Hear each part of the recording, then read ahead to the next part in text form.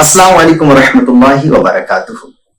आपने इस दुनिया में गौर किया होगा कि एक बड़ा सा बड़ा मोटिवेशनल स्पीकर भी जब किसी डिप्रेशन में पड़ता है, जब किसी प्रॉब्लम में फंसता है, तो वो अपने से बड़े एक मोटिवेशनल स्पीकर की तलाश करने लगता है। ऐसे ही वो डॉक्टर जो हजारों लोगों का इलाज करता है, लेकिन कभी जब किसी प्रॉब्लम में फंसता है, जब उसे कुछ समझ नहीं आता, तो वो अपने से बड़े सीनियर की तरफ रुजू करने लगता है।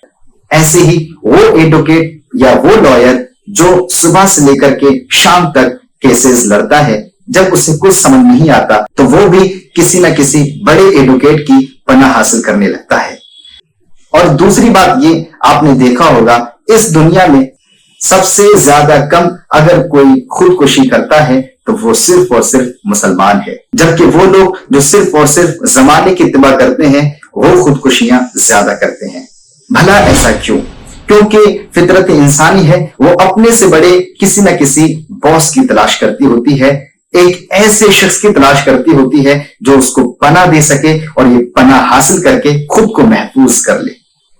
इसी वजह से जो जमाने की इत्तिबा करते हैं, जो दहरिया होते हैं, वो जैसे ही किसी डिप्रेशन में पड़ते हैं, जैसे ही किसी प्रॉब्लम में फंसते हैं, जब उनको कुछ समझ नहीं आता, तो उनके पास खुदकुशी के अलावा कोई चांस ही बाकी नहीं बचता।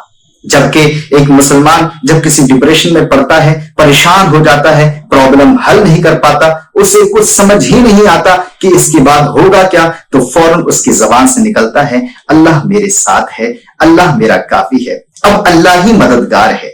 और वो इस तरीके से खुदकुशी से बच जाता है और कुछ ही दिनों के बाद उसकी वो परेशानी भी दूर हो जाती है।